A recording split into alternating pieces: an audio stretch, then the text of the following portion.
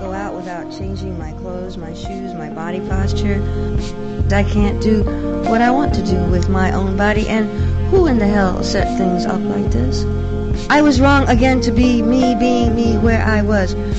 Wrong to be who I am. I am very familiar with the problems of the CIA, and the problems of white America in general, and the problems of the teachers and the preachers and the FBI and the social workers and my particular mom and dad.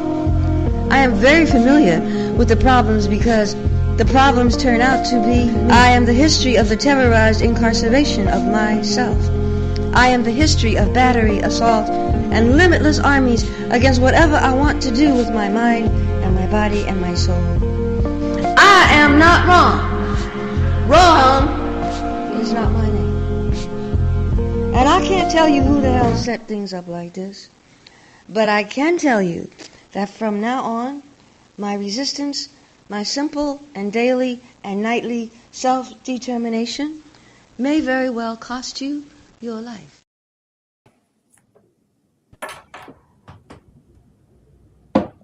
Greetings. What up? Happy Friday. You feel me? Happy Friday. Oh, you got some new glasses, don't you? These old. These are different, but they old. Okay, they're cute. Thank you. Oh, it's Friday. Yeah, we here. TGI Middle of Friday. the month. Middle Hello of the to all our guests. You feel me? People got paid on the 15th. Most people. Yeah, it's different, new for me. And where I was teaching, they paid on the last working day of the month. Mm-hmm. I think a lot of schools are like that. So Most it could be schools. a Tuesday, it could be a Thursday. Yeah. Very, what's the word? You have to be very disciplined to get paid once a month on a random day. We used to get at the lighthouse. We used to get paid once a month on the first day of every month. Was it the first day every month or the last day? I don't remember. But when we first started, we got paid once a month. And like you said, it does take a lot of discipline. Whatever kind of discipline. I don't even necessarily think it's financial discipline, but it takes a lot of discipline to only get one check a month. Yep. And I started to realize that like the closer we get to payday, of course I would feel it too, but I noticed how much everybody else was feeling it.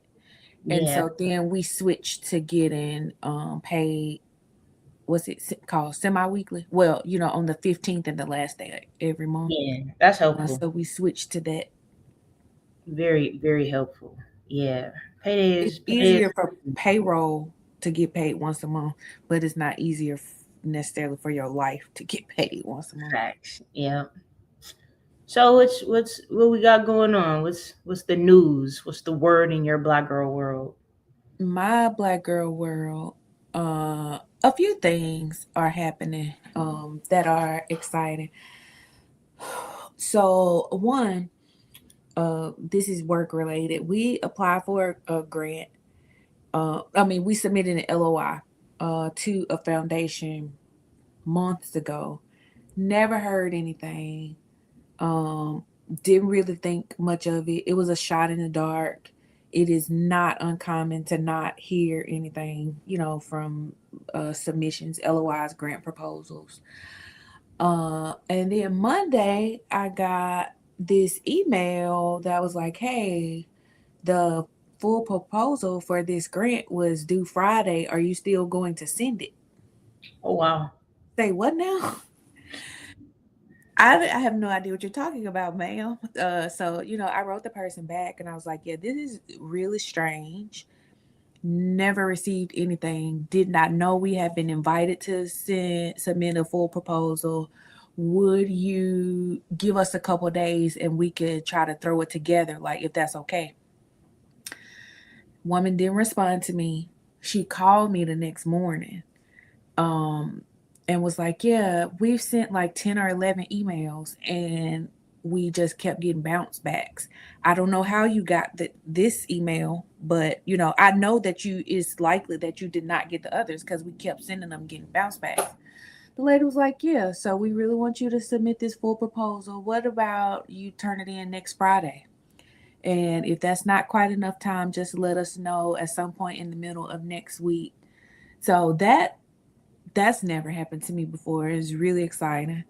Um, and I have just committed myself to the idea that this particular grant is one for us to lose, not one for us to get. Because I tell Oh, you, if I had applied, Cole, for a multi-$100,000 grant and the people didn't submit the proposal when I asked for it, I probably would have just moved right along.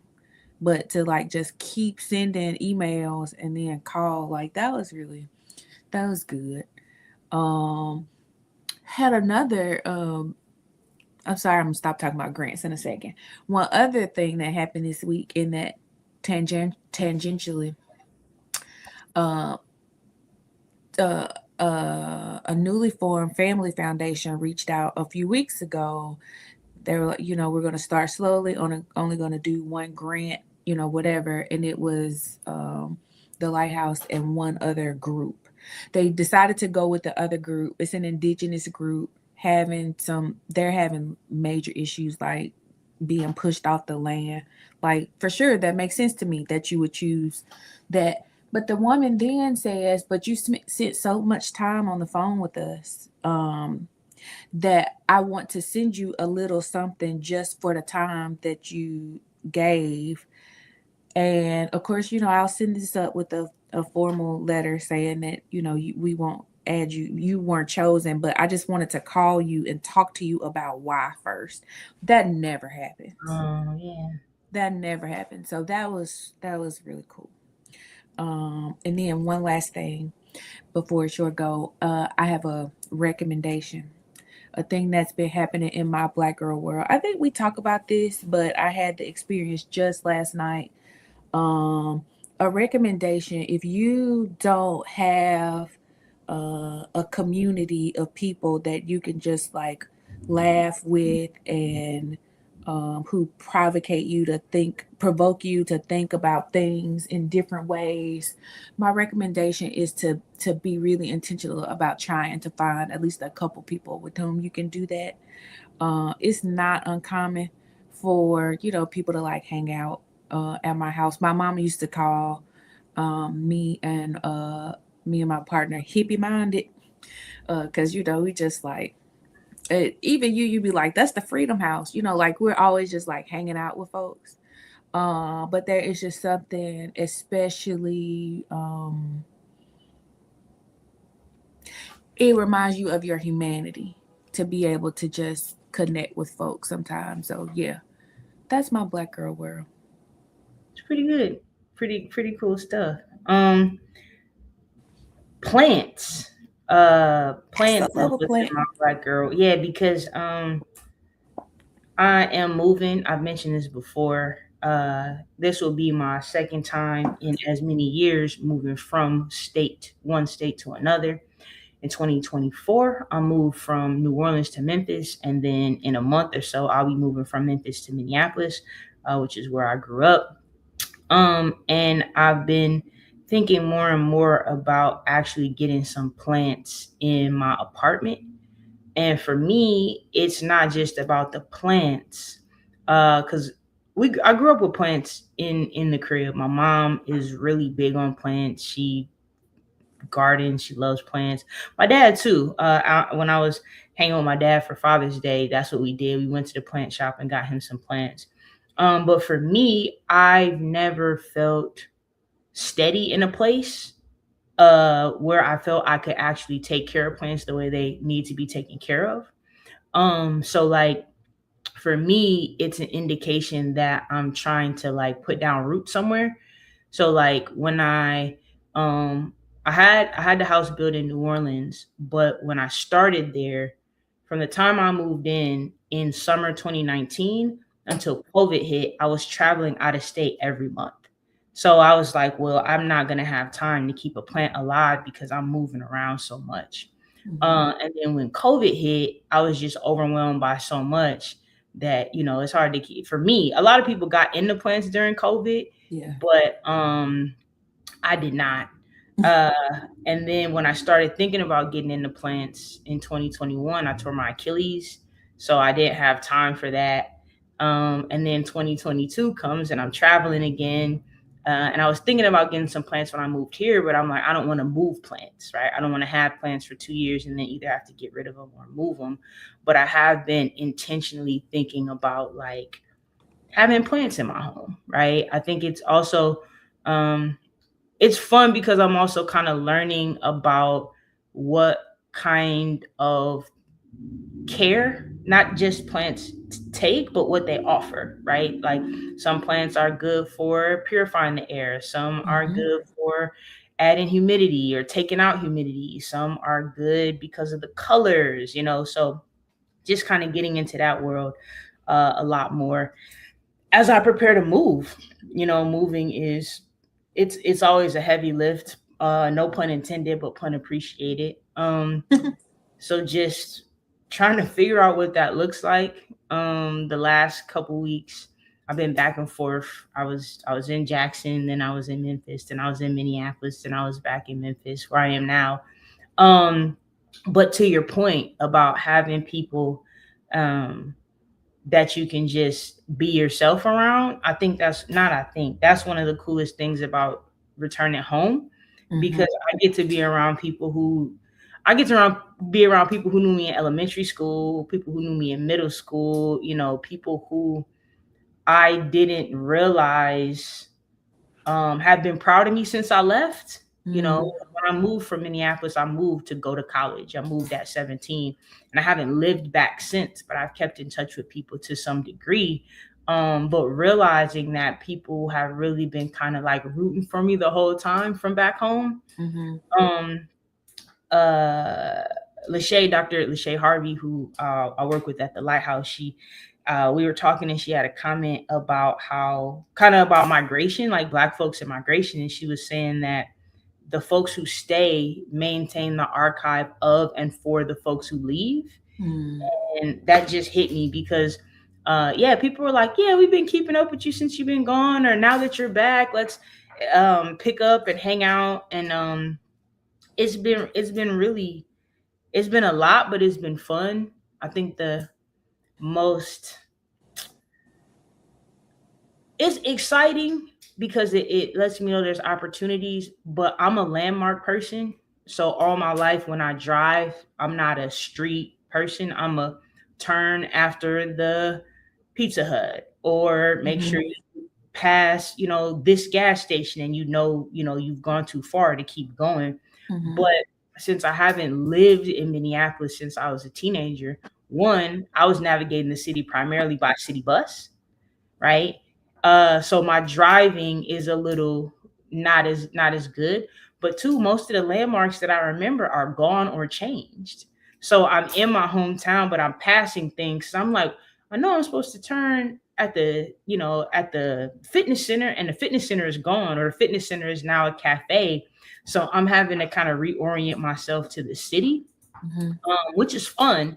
But it also lets me know that there's room specifically for doing what I want to do, is like place-based Black cultural and historical preservation, because there's a lot of new Black people in Minneapolis and the Twin Cities that don't know that there is a long-standing history of Black people in the Twin Cities, because a lot of stuff that they're looking at currently is not what it used to be, right? So doing stuff like getting me and a friend of mine are working on creating like historical markers for Black community in South Minneapolis, central community, like not deemed by the city or the state, but just as a community, like putting markers there to say this used to be this and this used to be that.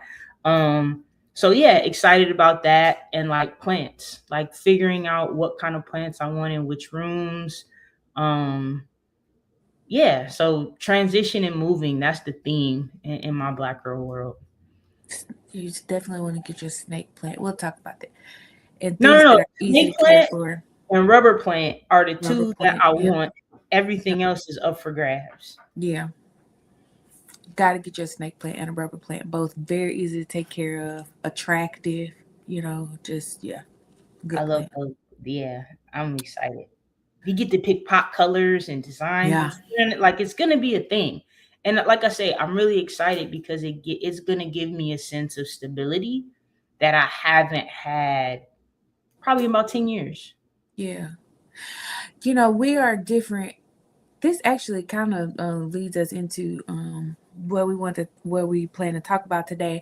But I think we are different in that way. I don't care if I know I'm only going to be in a place for 3 months.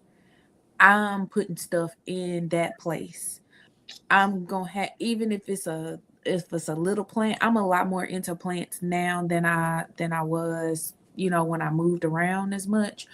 But I remember when I first moved to Chicago, I lived in the basement, in the attic of one of my aunts, my aunt by marriage, her family, her mom and dad, and I lived in their attic for 3 months.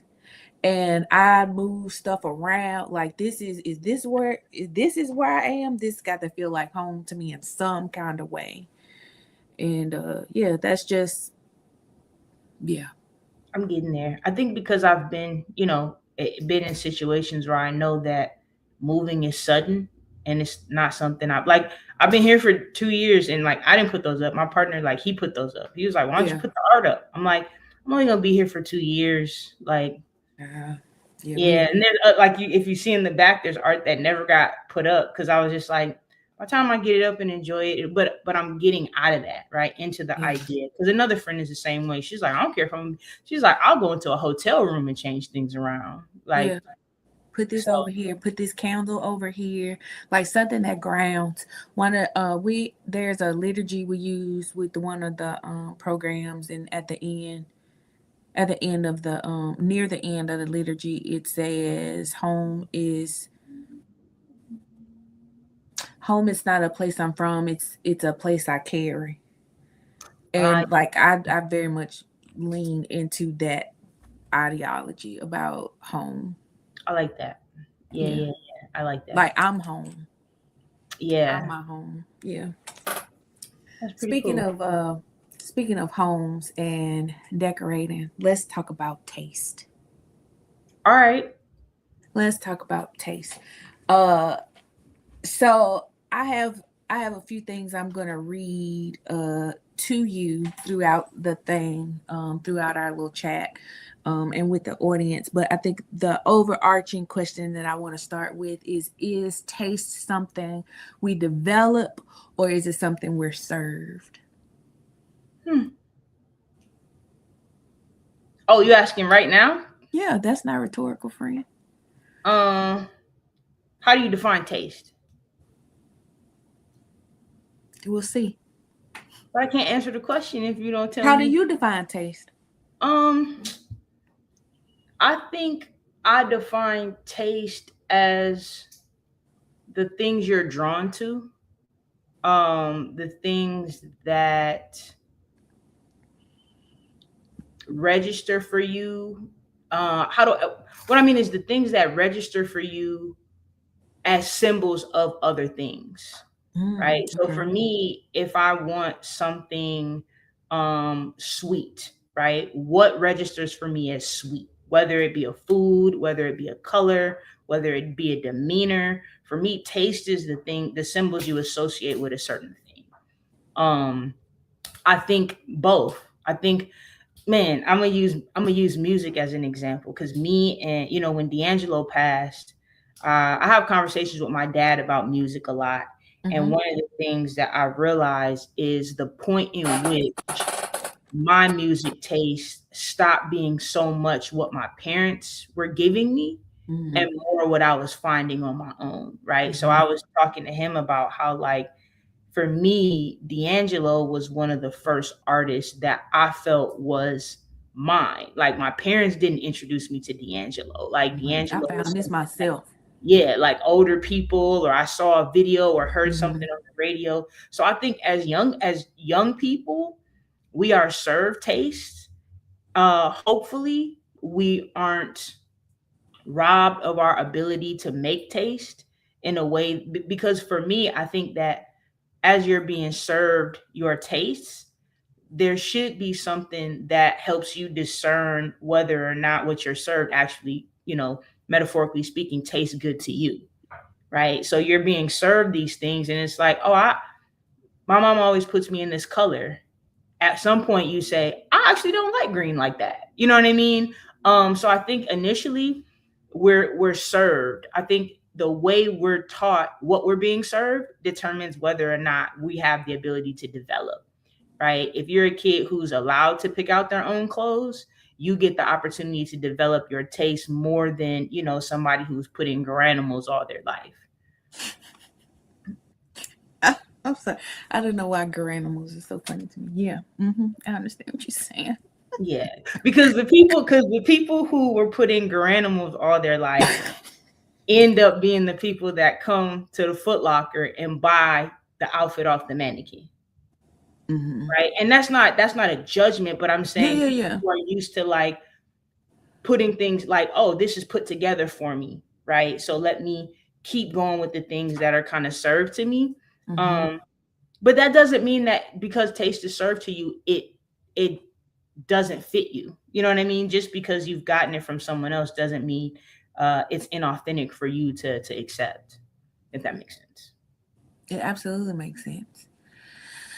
So I don't know if you got a chance to read the Guardian article, but there is an exploration of taste in an article that is like a month old or something, called let me see, Have I Been Influenced? Personal Taste Out of Fashion Algorithm.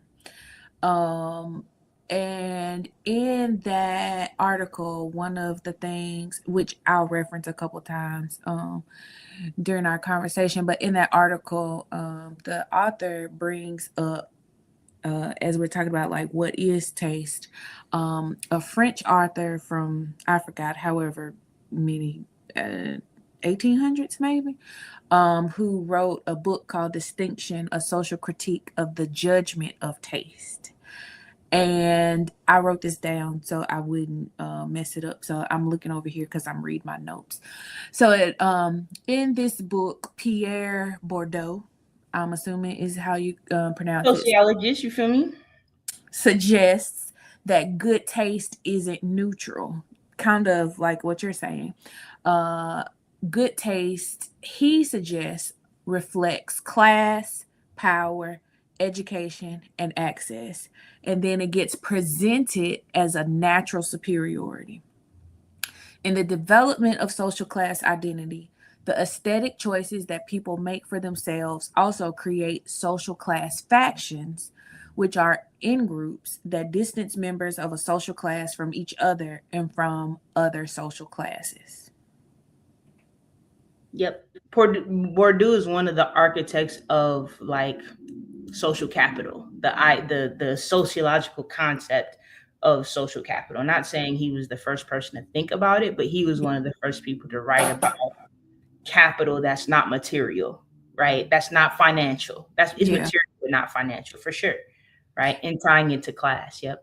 So does that resonate well with you about the in crowd and the out crowd and the things that we have access to or lack thereof to help develop what we call taste? Yeah, I mean, the way socialization operates is to get everybody to buy into um whatever the hierarchy wants you to subscribe to. But the beauty of, the nefariousness of these structures is that it wants you to believe it's neutral.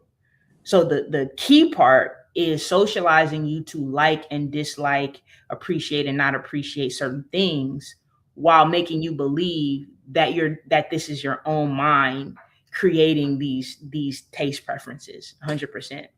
And not only that, but teaching you very clearly that certain tastes are aspirational because of the capital that they give you in society.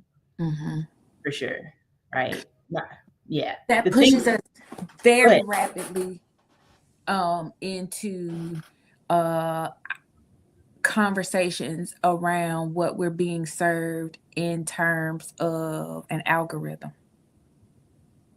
So not just my parents listen to this kind of music, and so this is the kind of music that I like, and then I discovered that I like other things. But I think because we are at a point in history and present and future where we're living in like an AI age, and so much that we do and experience is based on an algorithm, that like, yeah, how are we, how and when do we get to develop our own taste, or do we ever really? I think it's harder for young people. I didn't like for folks our age. I didn't grow up with an algorithm, Yeah. so I was allowed more. I don't like how any of the stuff works now, because it's clear to me that it's suggesting ways I should think about stuff, right? And that's not what I'm at. That's not what I'm using it for.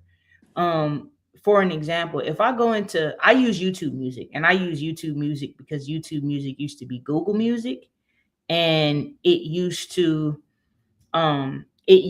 allow you to download stuff to a hard drive before it turned into YouTube Music.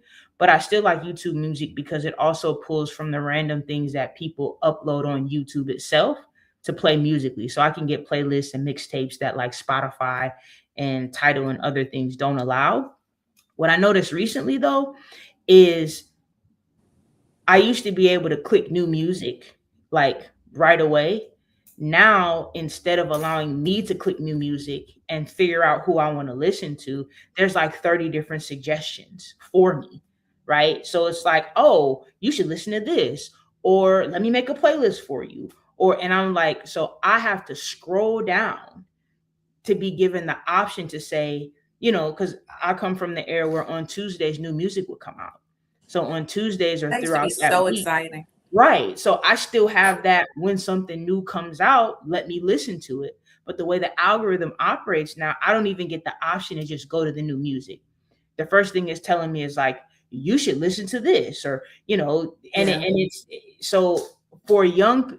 And I say this because I remember having a conversation with another educator about taking away phones from kids and taking away internet and tablet and stuff from kids. And one of the kids responded, well, without TikTok, how am I going to find new music? Because that's where they're being fed, right? And this is and the issue is, because someone said it's like a feedback loop, right? So now people who are getting introduced to music through 30-second TikTok clips are never hearing full songs. So now, because people aren't listening to full songs, artists are making 1.5 minute songs. Or when you go to a DJ set, you rarely hear a second verse of a song. You might hear two hooks in one verse, because now, right, people's tastes have been primed in a way where they're consuming music in a specific way. So now, not only, but that was the goal all along. But do But you think we can call that taste? yeah, I think because people did figure, when people figure out what they're listening to, yeah.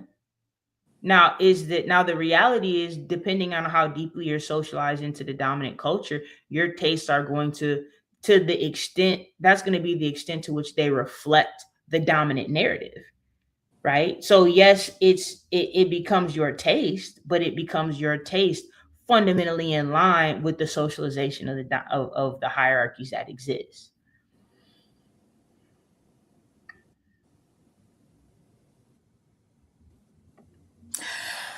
I I don't. This is going to sound contradictory, but I think yes, that's your taste, but it's not actually your taste. back to the original question about is taste something we develop or that we're served. I think in that context, our taste, just speaking generally, not for you or for me specifically, but our tastes, yeah, is what we've been served. Um, because I think one of the questions that I was thinking about and mulling over is taste creative, a strictly creative endeavor? Taste and curation, because I think taste requires curation, right? And the more I think about that, though, I think no, it's definitely not strictly a creative endeavor. It also requires some intellectualism, and I don't mean an intellectualism in the terms of I'm smarter than you are, she's smarter than I am, but an intellectualism that is rooted in curiosity, a lot of curiosity, a search for a thing, whatever the thing is, some, mm, yeah, largely curiosity, um, where an individual is seeking out and taking in ideas and experiences and the ways these people do this thing, the way these people, I don't know, decorate a dining room or create a collage or a gallery wall in their kitchen, like whatever it is. It requires some consideration of all of those things, and that is an intellectual endeavor. Does that make sense? Do I you think understand what I'm saying? I think yes, I think the extent to which you can participate in that depends on how intellectually you're engaging it, for sure. Yeah. Because for me it's not one or the other, it's levels, right? It's a Yeah. continuum. The more thoughtful and more engaging you are, the more you can be more discerning in your taste, right? Mm-hmm. So for me, there's a correlation between how the way you're defining intellectual, like how thoughtful, how curious, how courageous to try new things, how expressive you are. There's a correlation between those and the way. Also, I don't think taste is the product. I think taste is the process, because you and I could put on the I agree same with that. thing, but we come to it in different ways, right? I think my issue with being served taste is we're being served the process that results in us looking a certain way, or us thinking a certain way, or us liking a certain thing, right? If you're talking about like art, whatever art is popular is what we're fed as being good, Mm-hmm. right? But the quality of the art, a lot of times it's in the process that the artist goes through to create it, right? Whether or not we like it doesn't fundamentally determine whether or not it's well created. So we get told that Basquiat is a great artist, right? We get told, and then and I say that we get told because he's revered in post mortem, right? He's revered. You have a bunch of taste makers, right?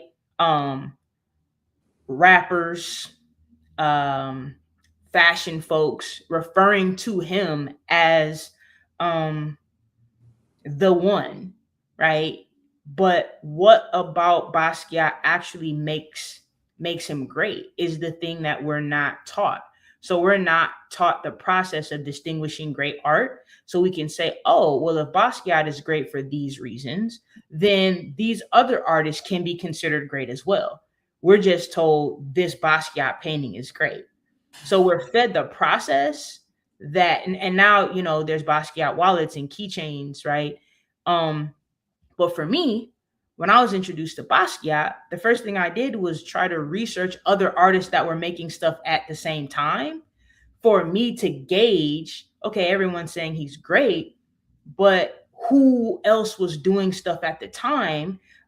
Because I'm like, he can't be the only person, right? So for me, it's the process that we're taught in kind of that intellectualism, but we're not given, most of us aren't given the opportunity to develop a process of discernment. We're just given like, this is the color for the year, or But see, this I don't know. See, I don't genre. know if I agree with that. I'm sorry to cut you off. I don't know that we aren't given the opportunity or the time and the space. I think this sounds bad, but I think we, in so many ways, are lazy. And if someone just offers this to us, and maybe lazy isn't even the best word. Let me try to fix that. I think it's accurate. I, for some people, lazy. For some people, there are so many other things grabbing for their attention. Let's just do it like that. That if there is an opportunity to skip over the process that gets us to the this is what defines good taste or bad taste, or whatever. So clearly nobody wants to be on the end of bad, like, or without taste. So we skip over the process to get to this, and where capitalism comes in like a roaring lion is, then we commercialize the thing that has been determined as good taste. So it's not so Basquiat, like, yes, Basquiat is everywhere, and that is a thing that can be capitalized on. So then it goes back to, so are you interested in this particular piece of Basquiat's because something about it resonates with you, where we go to defining taste, that there is also some value, there's some value, personal value, that goes into our own taste, right? So do you like this because it resonates with you, or do you like it because you keep singing it? Yeah, I think, and I think I'll distinguish, because I think that's true for a lot of people, but that's not me. So I Well, think so. not you, yeah. No, but there's a difference, because I think for some people that is true. I think that for younger people who have grown up with things being fed to them, they don't develop that curiosity. And I'll use music again as an example. I grew up with liner notes. I grew up getting a CD with a booklet, and the booklet will have commentary from the artist. It'll let you know who played all the instruments. It'll let you know what samples came through there. And it was a process that, while listening to the album, I also got into understanding different sonic blends, different sounds. So that's why when I hear a Dilla beat, I can tell it's a Dilla beat, because I've associated certain sounds, because I'm reading the liner notes, right? And I'm like, oh, this sounds like that song. And over time, most times you're right, sometimes you're not. But for me, that's what I'm talking about with the process, because that's the same process that I'm doing like now with the plants. I know what plants are popular for people, but I'm still the person who's like, let me read, let me let me take, because yes, I went on a site, pretty cool site. There's a site, it's called like Raiz, I think, Raiz. It's a young Afro Latino dude in the East Bay, and he's kind of created like a way to curate your plant buying, right? Are you looking for this, that? And you put in information. It's like, let me get to know a little bit about you, and then I'll suggest you some plants, right? So you can go through that process, and it's going to pick plants for you. And of course, they're going to make sense, but I would rather be the person who's like, let me take the time and read about these things, because I also don't care about being considered of bad taste, because I don't necessarily respect the taste that the dominant culture has. Right. So if someone's like, you're not, that's ugly or that's mismatched, um, I don't care so much. What I'll care about maybe is understanding how possibly I can refine what I'm trying to do, right? If I'm going for a certain look and it's not working right, then again, I'll look and see it, what I can. But that's just, and I say that to say, like, there are some people that you would consider lazy or want to shortcut the process. But I think that's in an effort to fit in, right? Because you can't miss the Yeah, yeah. trend, right? But for people who don't, so there's a book, David Reisman wrote this book called The Lonely Crowd, and it's about, it's, it builds on Bourdieu's argument, and it talks about people being inner directed or other directed, and it Mm-hmm. essentially talks about the extent to which people can be influenced by trends and culture and stuff like that. um I think our young people aren't really given ways to opt out, right? We because we weren't born with this technology, we still have to opt in to participate in some of it. But for them, they don't know a time when it didn't exist. So it's their default. So it's harder to detach them from that, because they believe that that is the way to develop taste, right? When you start seeing, I remember when I started recognizing that no matter where my students were from, they were all using the same slang and dressing the same way because they're consuming the same thing, right? um which again, that's how technology works, right? When you standardize the formats of culture, you lose some of those regional differences and some of those things that we get to, I guess, kind of nerd out about that everybody else doesn't pick up on. So this brings two things to mind. One is referential to the article again, and then one is about Black women and girls in particular as it relates to taste. So I'm thinking, so if taste, a part of taste is value and access or lack thereof to things, then where do Black women come in terms of developing taste? Whether that's, dominant culture, algorithm or not, right? So just like where do we come in, and then who validates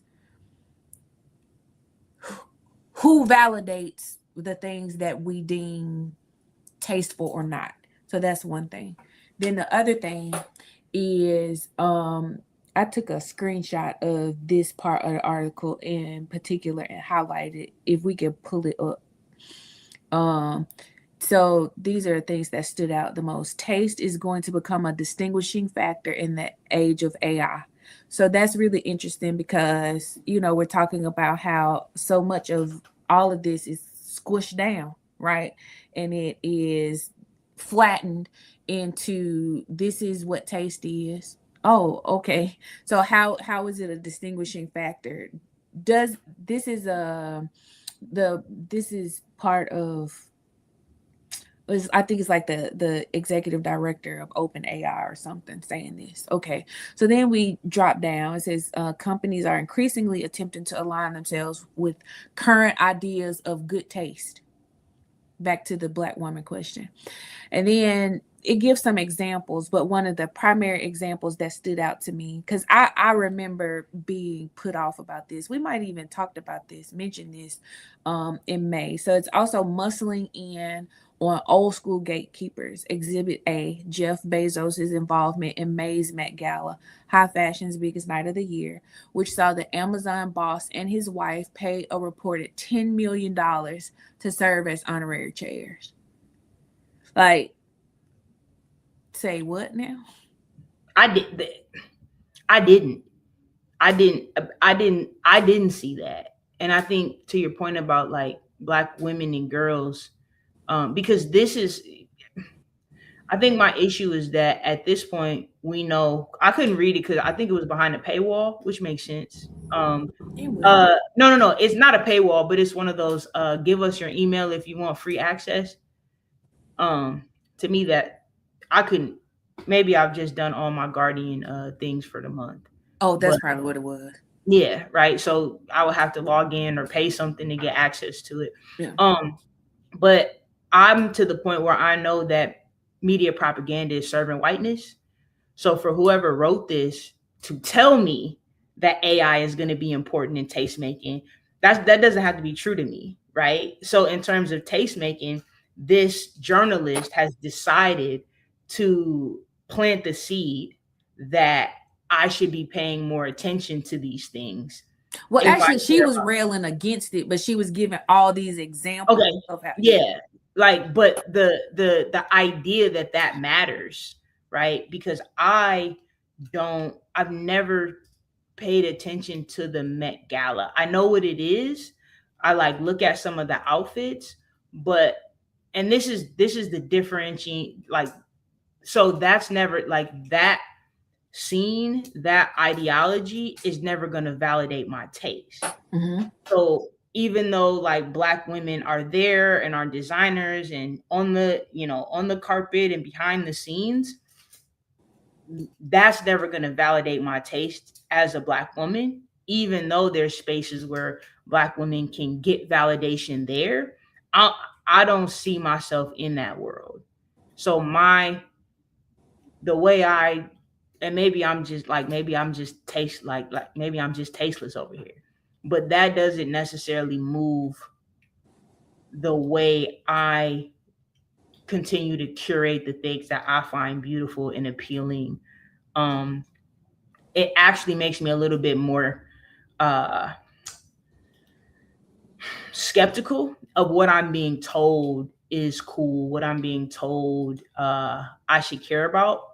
I think for black women, there's always been a tipping point where we are on the outs, where we are fundamentally considered the antithesis of what's good, what's popular, what's beautiful, what's feminine, until we do something that, one, is undeniable, and two, is popular enough to commodify.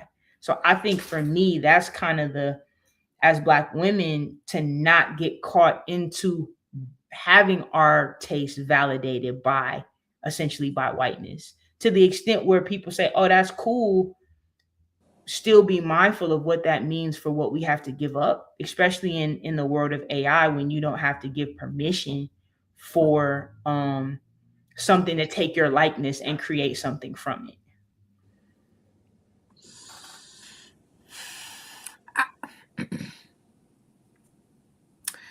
So I think one of the things that is coming to me as we're talking about this is that, and this points back to the point, this goes back to the point about laziness. I think that a part of what helps define taste,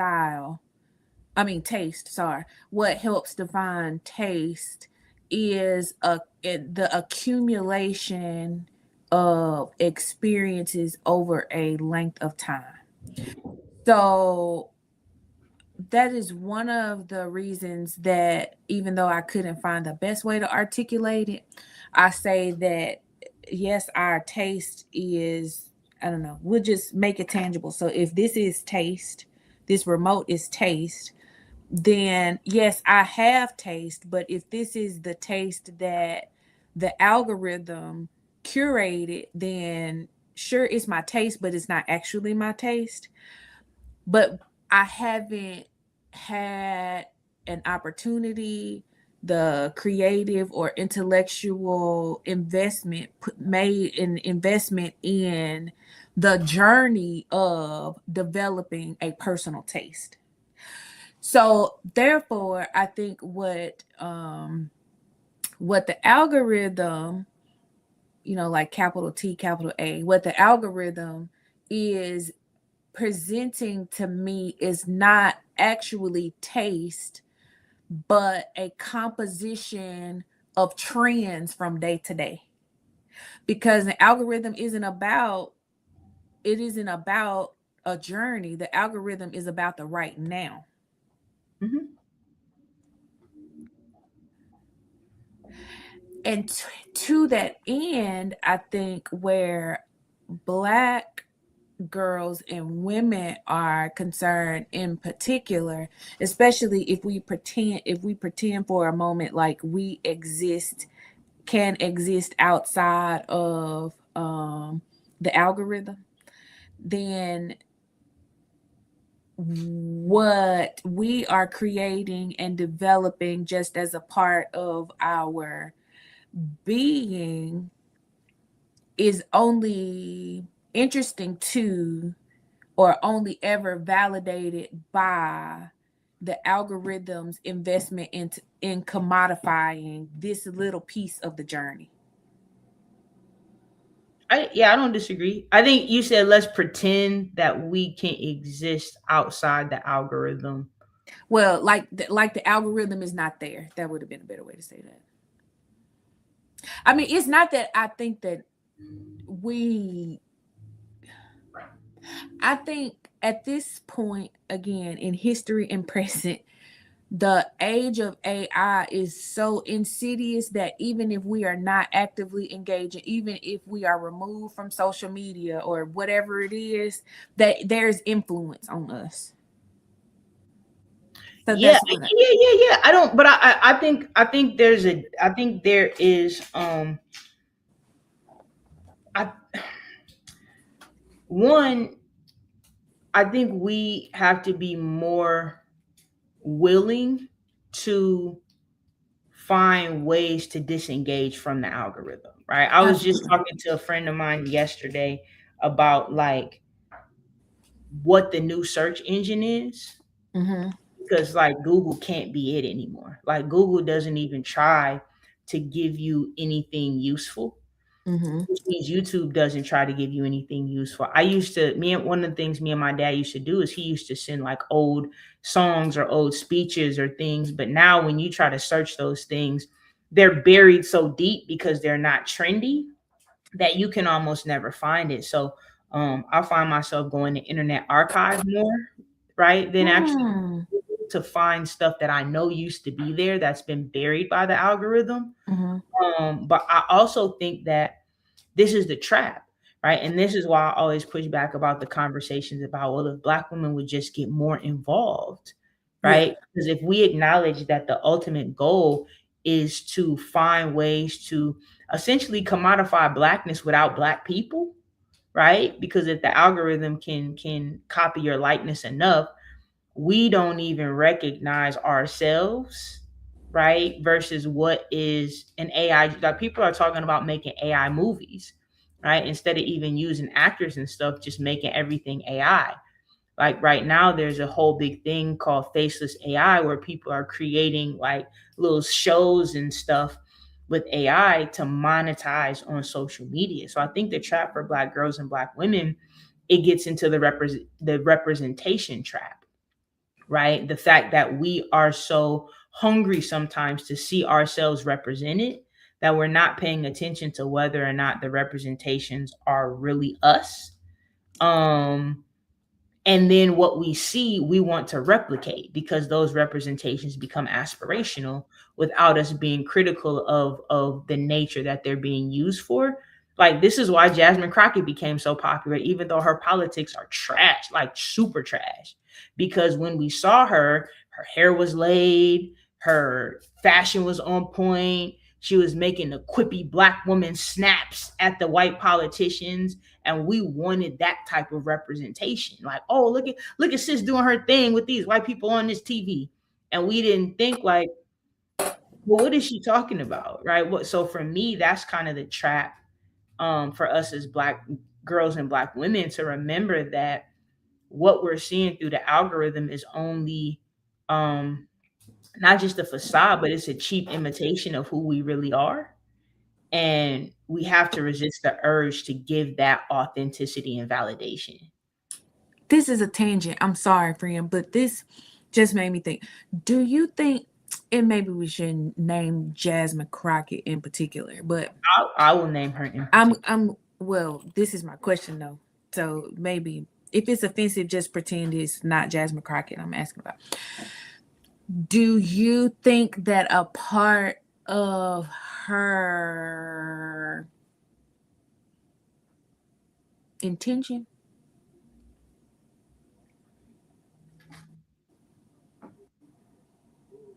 I was trying to find if that was the best word, it is presenting a caricature of herself in order to uh further her appeal. 100%. That's what that's the purpose she serves in the political theater, right? That's literally the purpose she serves in political theater, to be that figure, right? There's different characters in political theater. You got the Yeah. AOC, you got the Bernie Sanders. Yeah, 100%. She played the role very well, and now suddenly Was she people. pushed into that role, or did she come into it like, this is the role I'm going to play? I don't know. I don't think. Here's the thing. There's a you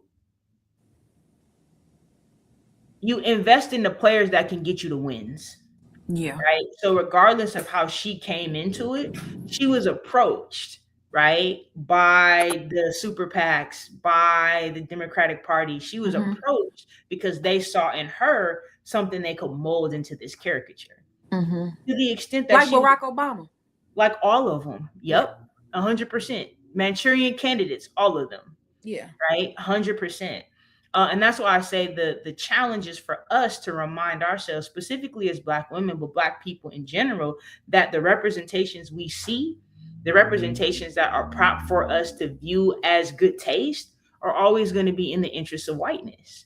So we should always be critical of them to at least determine, do I like this person, or have I just been told to like this person enough? Right? Because the truth is, sometimes you like the stuff that's popular. Right? But you like it because you actually like it. Right. So I think just being critical.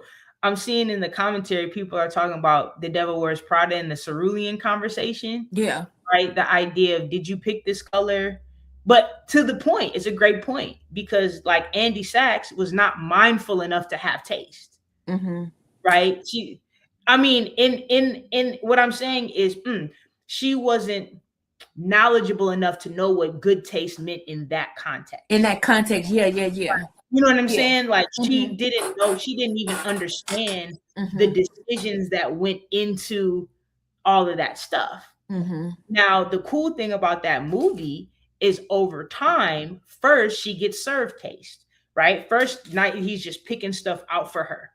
But then at one point in the movie, she comes in and he's like, who put that together for you? And she's like, oh, yeah, she shocked Nigel. I did this. Yeah. Right. So that's kind of an example of, and it feeds into that. Like, once she became aware, like, oh, there is a thing to pay attention to here. And then, like you said, given the resources, because if she hadn't had access to all the clothes, none of that transformation would have happened. And in that instance, I think we can blow that up even more. So that's where it goes back to our French sociologist friend. Like, some of it is not about capital, like money, right? But it's just it's the access to it. So she didn't have the money to buy any of that stuff, but she was around that stuff. So that helps me play the part of. Yeah, and this is exactly, when Bourdieu talks about social capital, this also goes into ideas of conspicuous consumption, because it's the idea that you can perform a certain level of taste to leverage capital that you don't have financially, right? This is why people listen, man. When I found out that people on TV are renting the clothes that you see them wearing, as an individual person trying to compete with my meager income to have a closet that looked like the people, like, and then you realize, well, you didn't buy this. So I spent my hard-earned money to buy stuff to kind of fit into a taste that the people presenting the taste to me got for free. That's got for free or sent back. Yes, got for free. Sometimes got for free and still sent back. But I say that because it really made me realize how much we're being served taste, right? Because I pay attention to this in terms of, like, people whose fashion sense I appreciate, and listen to their commentary on how they got into fashion, or what they think about taste and stuff like that. And it's always, like you said, it's access. It's being able to get the access and the opportunity and the safety to try stuff. This is also why I go back to curation and taste is not just about creativity, but it's an intellectual endeavor because it also requires observation. So I can put on the uniform of good taste, but if I haven't studied or gone on my own journey, then I'm still at some point going to stick out like a sore thumb. Like it's not just because I was having a similar conversation in preparation for this conversation with another group of people. One of the things that came up was about knowing which fork to use, right? So it's not just do I know which fork to use, because maybe I've not had an opportunity to even have a meal in a space where there are multiple forks. But the thing that steps it up a bit for whoever random person is, no, I don't know which fork to use, but I do know enough to know to watch what other people are doing so I then can do it. Right. So I can walk into this dinner with the right outfit on and trick you, but I'm only going to trick you long enough until we sit down, and then you see me grabbing the dessert fork to eat my salad with, and you like, oh, you're not one of us. Right. Yeah, that's the thing. And it again speaks to the extent that you care, because if you are trying to use taste as social capital, then you really got to pay more attention. You have to. If you just really there to catch a vibe, then you have a little bit more leverage and latitude not to necessarily be confined by what other people are telling you taste is, right? Because I'm still to the point where, like, if I pick the wrong fork, I don't care as much as whether or not the food is good, because I've been invited to, but again, I don't care, right? So if I go to a place and the food is not good, I don't care how many fancy forks and plates and spoons and stuff you had. But I'm also a person that will ask, "Hey, which one is the right one?" Or, you know what I mean? But what I'm saying, not that I don't care at all, but the reason I'm not there is to show to the people there that I know the right fork to use. So that becomes way less important to me than whether I'm enjoying the conversation or the food. So if I pick up the wrong fork and people are like, oh, she's not one of us, then first of all, I probably shouldn't be having dinner there, right? Because why would you invite me to dinner? You know what I'm saying? Like that's how I'm thinking. So in terms of, again, like the validation, the fork doesn't become as much important to me as the company and the food. Yeah. I'm thinking what I was pausing for, and then it looks like we probably need to wind down and go to our comments, is one thing that I used to tell, and this was about writing though, but like when I was working, especially when I was working before the Lighthouse, like working with young people, and they would be writing little articles for like the little newsletters we produced. I would tell them all the time that one of the most important things to know is what the rules are. So if you know the rules and choose to break them, there's intentionality behind this, and that is a way of expressing yourself. If you don't know the rules and break them, then that's ignorance. I agree, but I agree. And I think that how people respond to you being ignorant is going to tell me a lot more about their taste than whether or not I'm ignorant in the situation. So if I don't know the right fork to use, and all y'all folks who have invited me to this thing, nobody pulls me aside and be like, hey, have you been here before? Do you know how this works? Mm-hmm. Right? And then when I do something in ignorance, y'all shame me or laugh at me or be like, oh, you're not one. Then that tells me more about not needing to be in the company of people who aren't gracious with my ignorance, but who invited me to a space. Right. That's one of the reasons. I'm sorry, I keep cutting you off. I'm sorry, but that's one of the reasons, like with with my little homie bonus sons. Like we don't have to live in this, oh, let me tell you all the things that I've ever learned about how to navigate spaces that are different than where we are, right? But it is, I think, one of my responsibilities, and this is just me, other people might not think like this, but like, if there is a thing that I can expose you to, I'm going to do that, so that even if you're not exactly sure about how to navigate the space, the thing won't be completely foreign to you. Right. I agree with that 100%. Right. And that's why I say, like, if y'all invited me to the place with the fancy forks and nobody prepped me for that, like, y'all set me up for failure. Yeah. Yeah. Somebody said, how do the fancy forks look? I'll invite you to a dinner party at my house. Yeah, because she's a fancy fork person. Listen. I appreciate having fancy fork friends, and I don't mean that in a bad way. Yeah. But the sizes of the forks is the difference, right? The dessert fork is smaller. Yeah. And there's a salad fork, and there's a longer fork, like a dinner fork. Yep, it's the sizes of the forks. That's the There's difference. A water glass and a drink glass and a glass for spirits and libations. Yeah, then you got it's a whole situation. It is. It's a whole. What's our one of our favorite new words? It's a whole ecosystem. Yeah, it's a thing. Yeah. What we got in the comments, and to the point, because someone's like, I do, again, being Black folks in Western society means that the dominant taste here is coded to whiteness, right? And I think sometimes we forget, or we don't have the opportunity to experience how taste is completely different in Black spaces that aren't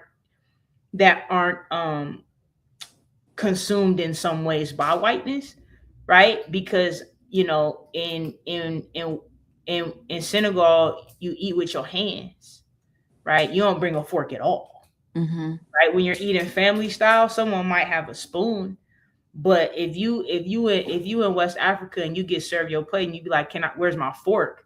They're gonna look at you the same way, you know what I mean? Because but I say that to say, again, as Black people, we always have to be, I think we just have to be mindful of who's serving us taste and whose interests.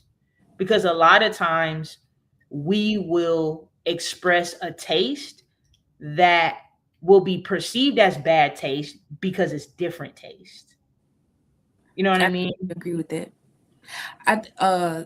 I think the thing for me about so much of this is taste is our taste is how we show what we pay attention to, what we value. Yeah. And I think to add to that, sometimes we can't sometimes that isn't communicated, or people don't pick it up in as much intentionality as we give it, right? So a friend of mine, like, I'm not the most dressy up dresser, right? You know this. Natalie is helping me translate my style and taste into a different aesthetic, right? But a friend of mine pointed out, like, no, I can tell you take a lot of, even though it might just be a t-shirt, a pair of jeans, and a pair of sneakers. They're like, we can tell you put time, like, you didn't just thought about this up, right? Yeah, there's value there.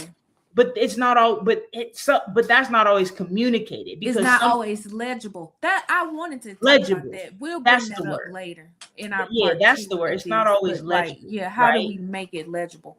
Especially with Black women, right? Because there's some ways that femininity is served to us that even if you don't put as much energy into those things, they're more legible as feminine than other things, right? Like if you get your nails done, right? Whether or not you are nurturing, caring, if people see that you get your nails done a lot, that just registers a certain level of like femininity and care for yourself that may not even be accurate. But we've been taught that certain things, specifically with Black women, signal, oh, you must like this because you're wearing this, or you must think this because you know, dress like this, right? So yeah, legibility and taste is something we should probably talk more about at some time. Yeah, I think we could. Yeah. It's so much to say about all of this. Let's try to go through these. Is TikTok the new radio? Is the DJ record company the algorithm of old? I think 100%. Yeah, Right. definitely.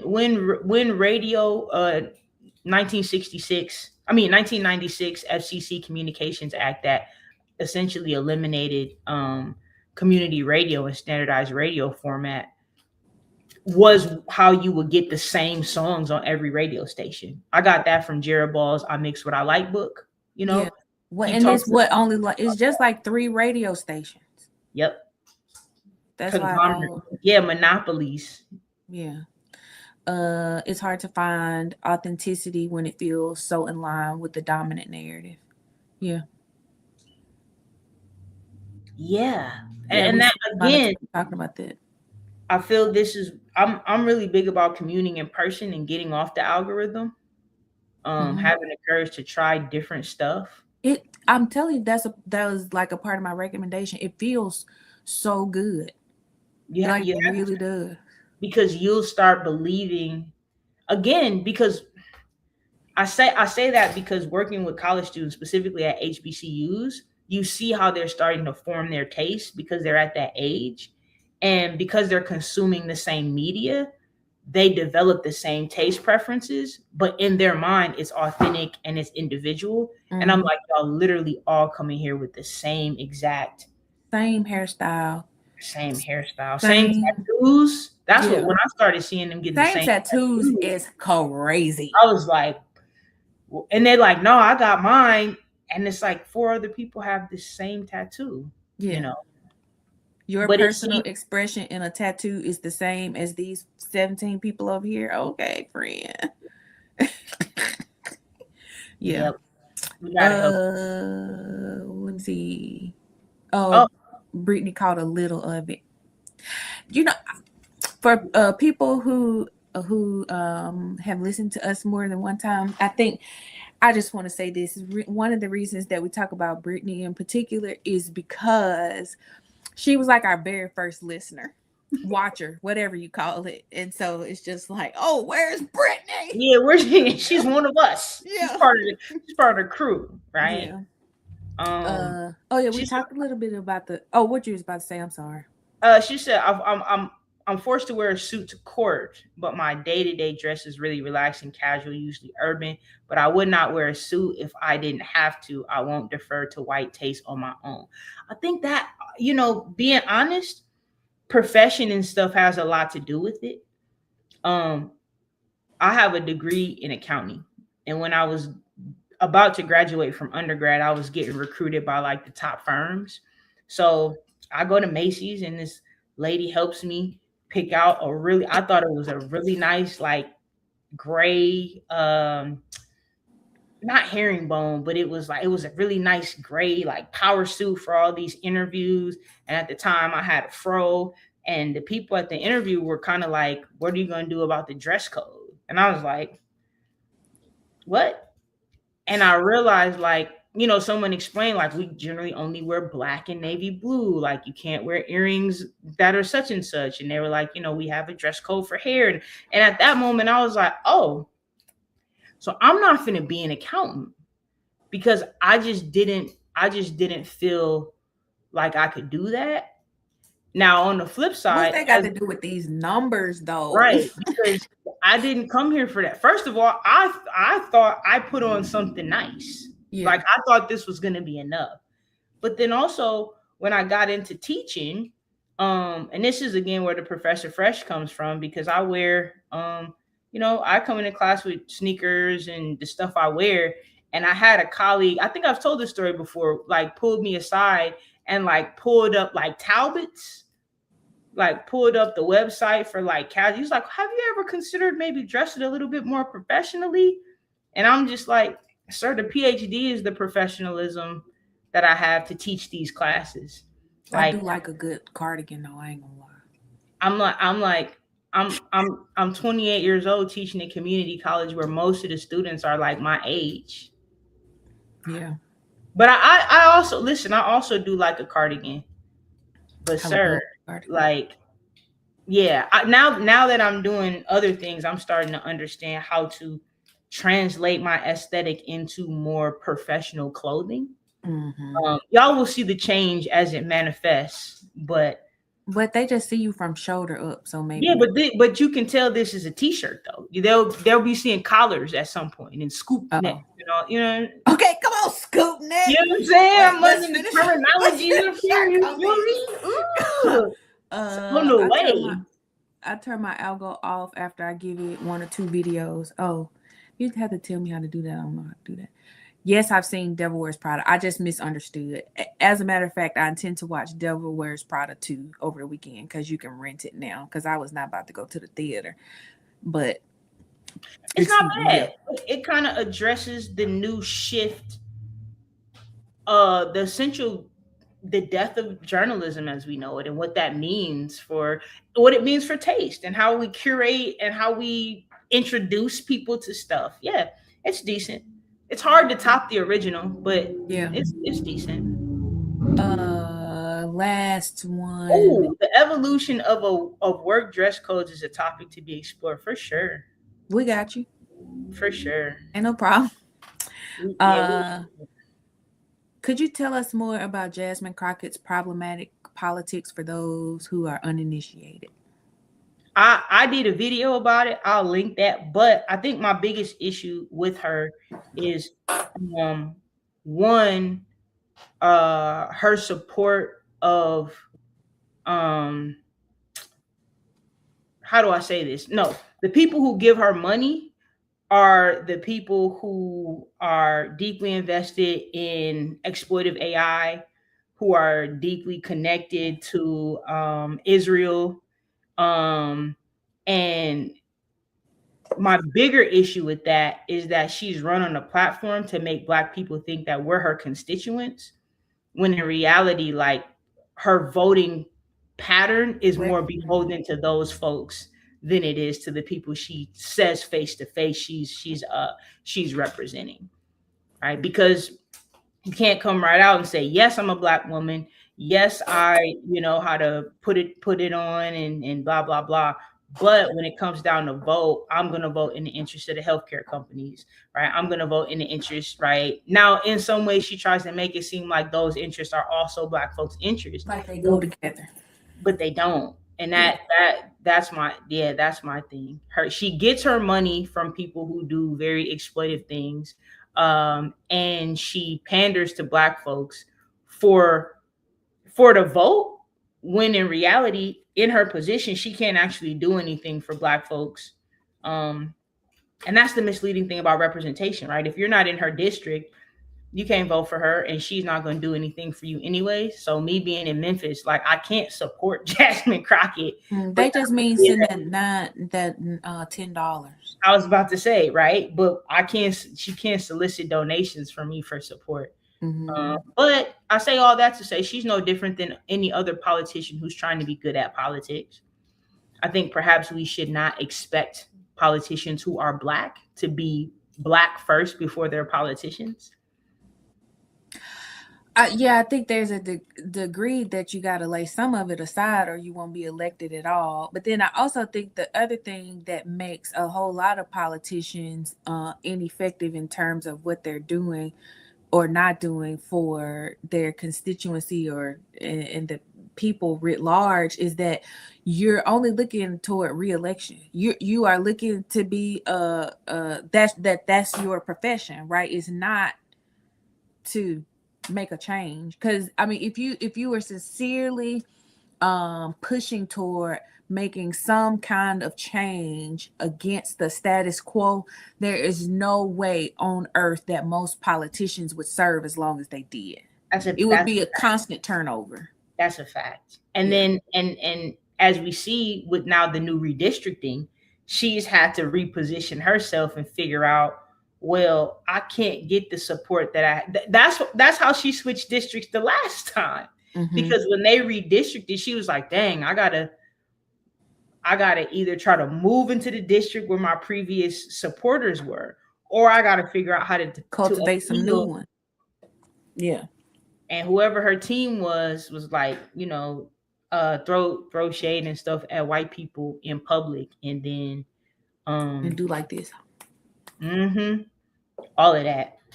Big fat bushy whack, whatever she said about that. Yeah. She went in, and people ate that up, and I was like, but she don't care about us though. But she looked good not caring about it. She went to Rhodes. She graduated from the school where I teach at. I only knew that after you were there. You know who else graduated from the school I teach at? The Amy Barrett lady. Yep. Yeah. They're not as different as they may appear. That's so funny that you say that. Well, you teach there, you didn't go there, but the governor of Mississippi graduated from the same school I did just a couple years before I got there. And people were just, like, he went to Millsaps. Okay. Like that. Yeah, don't put that on my degree. Thank you. Yeah. Anyway, this was great. Thank you so much. Always for our time together here. We might just have to turn it to an 1.5-hour show at this point. Yeah. Well, let me see. The thing says, because we're at 1 hour and 22 minutes. Next time we will tackle. Did we say this already? We will. I have no idea what we're talking about. Girl, we talked about it in the group chat. We'll parlay this into public intellectualism. I don't know if we agreed. I don't know if we agreed on that, but we're here now. We'll put a thumbs up, so it'll say that you agree. Public intellectualism, benevolence. You see, that's the benevolence right there. Whatever. I hope y'all have a great weekend. Yes, have an amazing. Oh, somebody said they would be interested in an hour and a half. Whoop, whoop. Have a great weekend. Stay healthy. The air quality in the Midwest is terrible right now. Yeah. The lettuce is bad. So be good. I think I got. Oh no. We'll talk about that later. But yeah. Pay attention to your taste this weekend. Yep. Let us know how you're doing. Curating that. Have a great time. Thanks, y'all. Peace. I can't go out without changing my clothes, my shoes, my body posture. I can't do what I want to do with my own body, and who in the hell set things up like this? I was wrong again to be me being me where I was. Wrong to be who I am. I am very familiar with the problems of the CIA, and the problems of white America in general, and the problems of the teachers and the preachers and the FBI, and the social workers, and my particular mom and dad. I am very familiar with the problems because the problems turn out to be me. I am the history of the terrorized incarceration of myself. I am the history of battery, assault, and limitless armies against whatever I want to do with my mind and my body and my soul. I am not wrong. Wrong is not my name. And I can't tell you who the hell set things up like this, but I can tell you that from now on, my resistance, my simple and daily and nightly self-determination may very well cost you your life.